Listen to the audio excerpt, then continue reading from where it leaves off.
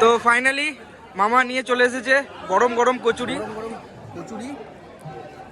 তো এটাই হবে আমাদের আজকের সকালের ব্রেকফাস্ট। এটা দিয়ে কাজ চালাতে হবে। তো এটা কত করে নিল? এটা 30 টাকা প্লেট। 30 টাকা প্লেট। খেয়ে একবার বলো।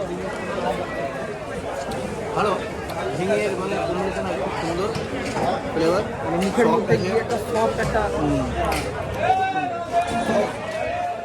আর এখানে আমাদের বাঁদরটা একাই বসে বসে খাচ্ছে। ও বলছে আমি কোনো কিছুতে থাকবো না, যাবো না, একাই খাক, আমরা একাই খাই। সময় এখন বেলা 12টা বেজে 5 মিনিট। তো আমরা অলরেডি 1 মিনিট ভাই, 1 মিনিট দে হ্যাপি হোলি। তো এ হচ্ছে সমস্যা। আরে নেই यार, ये नहीं लगा रहा है।